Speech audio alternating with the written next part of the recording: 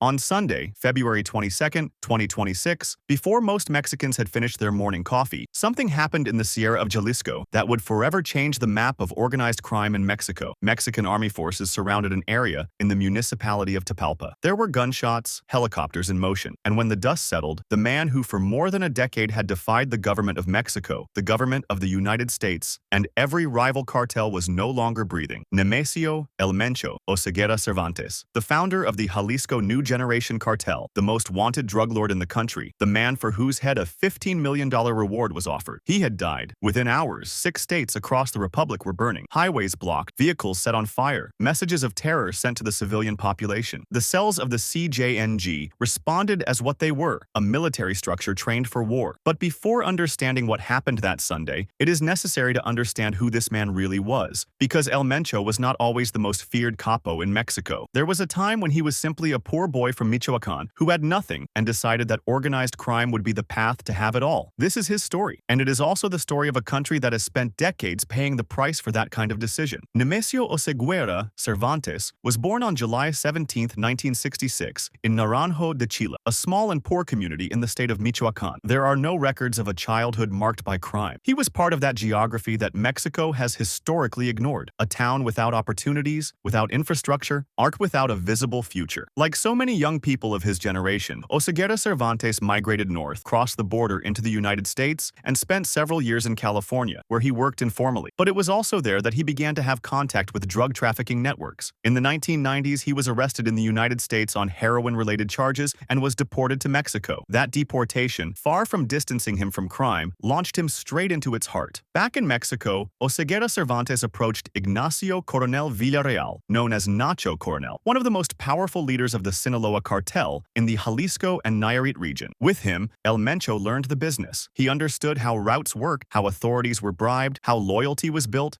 and how violence was used strategically. But in July 2010, the Mexican army killed Nacho Coronel in an operation in Zapopan, Jalisco. The vacuum he left was enormous, and in that vacuum, El Mencho saw his opportunity. Along with Eric Valencia Salazar, known as L85, Oseguera Cervantes founded the Jalisco New Generation Cartel. He did not found it as a timid organization that would seek to survive on the margins. He founded it with a philosophy of total confrontation. From its earliest years, the CJNG sent a clear message. We were not going to negotiate territory, we were going to take it. And that is exactly what they did. In less than 5 years, the cartel went from being a regional organization to one of the criminal structures with the greatest presence in Mexico and in the world. By the mid-2000s, the cartel had presence in more than 20 states of the Republic, with documented operations in Europe, Asia, and South America. Its specialty was not only drug trafficking, mainly methamphetamines and fentanyl, it was also terror as a tool of control. The CJNG was responsible for grenade attacks against government facilities, ambushes against police and military forces, the use of drones with explosives, and the public display of bodies with threatening messages. When in 2015 they shot down a Secretariat of Public Security helicopter with ground fire in Jalisco, killing 8 federal agents, the world understood that this was not a common cartel. By 2019 and 2020,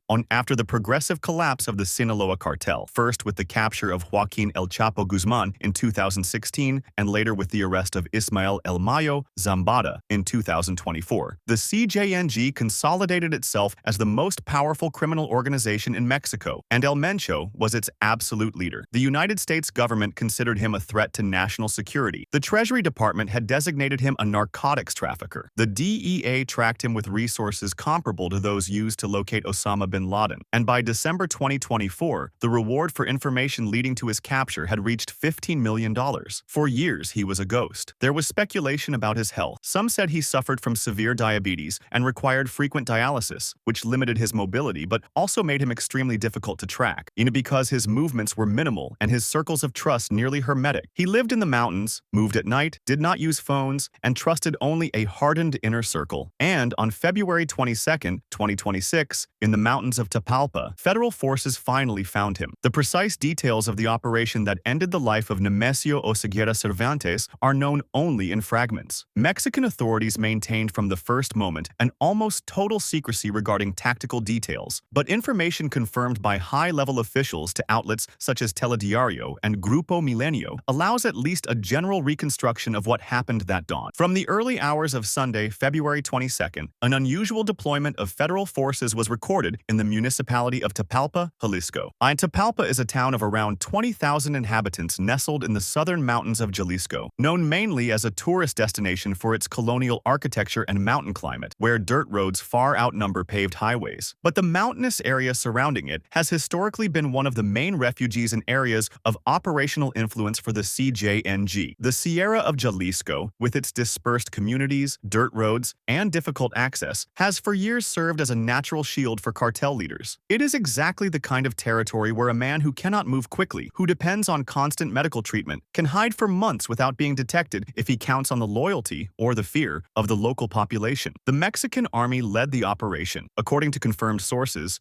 the operation was the result of intelligence accumulated over a prolonged period and was coordinated with federal security agencies. It was not a chance encounter. It was a planned operation executed with precision at a time and place deliberately chosen by the armed forces. During the confrontation in Tapalpa, there was an exchange of gunfire. Army personnel encountered armed resistance. That is not surprising. A man in El Mencho's position does not move without an escort. Around him, there was always a security ring formed by trained and armed men willing to die for him, or more precisely, willing to kill for him. The fact that there was resistance in that operation is the clearest sign that this was not a routine arrest, but a real confrontation in hostile terrain. Details about how many combatants were present, or how long the confrontation lasted, and whether there were additional casualties among federal forces or among the capo's escorts were not immediately disclosed by authorities. What was confirmed is that Nemesio Oseguera Cervantes died during that operation. Some initial reports also mentioned activity in the municipality of Tapalpa, and there was some confusion in the first hours about the exact location. That confusion itself revealed something important. Authorities were being deliberately cautious about what they communicated and when they communicated it, probably for operational security reasons and to prevent CJNG groups from reacting before control of the area was consolidated. The cartel's reaction, however, was almost instantaneous. On that same Sunday, February 22nd, or as soon as the first rumors and later confirmations circulated, CJNG cells activated what in the language of organized crime is called a contingency, a coordinated response of terror designed to demonstrate that the organization is still alive, still capable of imposing chaos, and that the cost of attacking the cartel is paid by the civilian population. Road blockades were reported in at least 6 states: Jalisco, Michoacán, Colima, Tamaulipas, Guanajuato, and Aguascalientes. Vehicles were set on fire at strategic points to interrupt traffic. In some areas, armed men forced drivers to abandon their cars to use them as barricades. Fear spread rapidly across social media, with videos of black smoke over highways and warnings to citizens not to go outside. Families returning from the weekend were stranded for hours on the roads. The federal workers trying to reach their jobs could not do so. Children who were supposed to be home by nightfall were trapped in vehicles with their parents, watching columns of fire just 100 meters away. It was the CJNG's signature. When it loses, it makes everyone lose with it. In cases like this, the evidence made public is limited and carefully filtered by authorities. At least up to the moment of this video's release, there has been no formal press conference with photographs, names of those who participated in the operation, or a detailed forensic report. That in itself is part of the pattern. Mexico has a long and painful history of operations celebrated before being fully verified. The prudence of authorities in this case can be interpreted as a lesson learned about the value of rigorous forensic confirmation, or it can be interpreted as something more complicated, an institutional reluctance to fully account to citizens. What does exist, however, is confirmation from high-level officials. According to reports by Grupo Milenio and Telediario, senior officials confirmed the death of Oseguera Cervantes. This is not information from social media or low-level anonymous sources. It is institutional confirmation filtered in a controlled manner. The immediate reaction of the CJNG also functions, paradoxically, as evidence. Criminal organizations of that scale do not activate simultaneous blockades in 6 states over a rumor. That coordinated response, which requires communication between cells in different entities and a command decision taken at the same time across multiple regions, is the clearest evidence that something of enormous magnitude occurred that Sunday. Cartels do not spend that kind of political and operational capital for nothing. Additionally, the intelligence history regarding El Mencho provides context. It was known that his health was delicate. DEA sources had documented in previous years that he suffered from severe kidney problems requiring constant treatment. That meant that, unlike other capos who could move freely, El Mencho depended on a controlled environment. He needed medical personnel, certain equipment, and that inevitably leaves traces. The region of Tapalpa was not chosen at random. It was selected because intelligence accumulated over months, possibly years, pointed to that area as his place of residence. Yet what is still missing, and what Mexico Mexican authorities owe the country is a complete and verifiable official version, a formal identification of the body, the results of forensic analyses, and confirmation of what happened to the immediate circle of collaborators who were with him at the time of the operation. That transparency has not arrived, and its absence will continue to fuel speculation. The governor of Jalisco, Pablo Lemus, was one of the first officials to make public statements about the security crisis unleashed by the death of El Mencho. In his communications, Lemus instructed the immediate installation of a security council composed of representatives from the three levels of government: federal, state, and municipal. In addition, the so-called Code Red was activated throughout the state. This measure implies a generalized reinforcement of surveillance, the deployment of more personnel at strategic points, and coordination of forces to prevent violent acts against the civilian population. The governor made an explicit call to citizens. "We ask the people of Jalisco to follow the recommendations of the authorities and not expose themselves to risky situations." The message was clear in its call for calm, but it was also notably brief in details. There was no official confirmation of the name of the person killed in Lemus's initial statements. There was no description of the operation. There was, instead, careful institutional language acknowledging the gravity of the situation without providing information that could be used by criminal groups or that could compromise ongoing operations. From the federal government,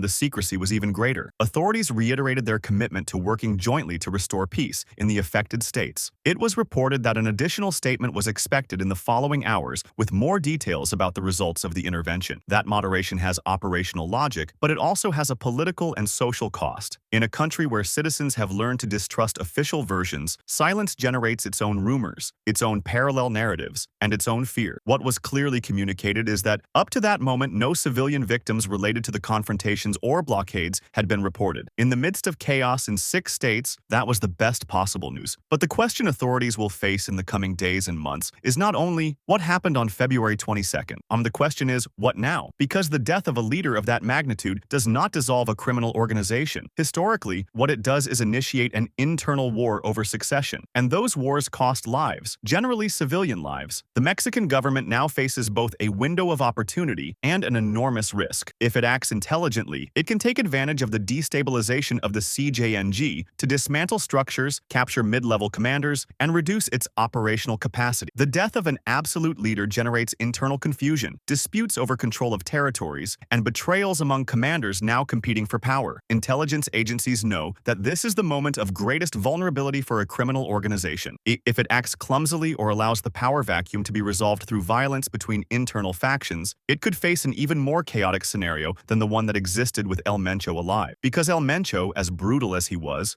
also a factor of order within chaos. He maintained internal discipline and controlled his own cells. Without that central figure, the cartel could fragment into smaller, more unpredictable, and more violent groups. That is exactly what happened to the Beltran Leyva cartel after the death of Arturo, and to the Gulf cartel after the capture of Ociel Cardenas. The history of Mexican organized crime is, in part, the history of how power vacuums are always filled, and never peacefully. News of El Mencho's death spread across Mexico like a wave. The reactions were as diverse as the country itself. On social media, some openly celebrated. For them, the fall of the most wanted capo represented justice, or at least the possibility of it. Years of massacres, terrorized communities, forcibly recruited youths, extorted businesses, displaced families. All of that has a responsible figure in Oseguera Cervantes, and his death for many was the bare minimum. But there were also more cautious voices. Security analysts recalled what happened when El Chapo fell, when Arturo Beltran Leyva fell, when dozens of leaders fell before them. The structure survives the leader, the business survives the man, and the violence following a decapitation can be worse than what existed before. In the states directly affected by the blockades, the reaction was fear and exhaustion. Drivers trapped for hours on highways, families unable to return home,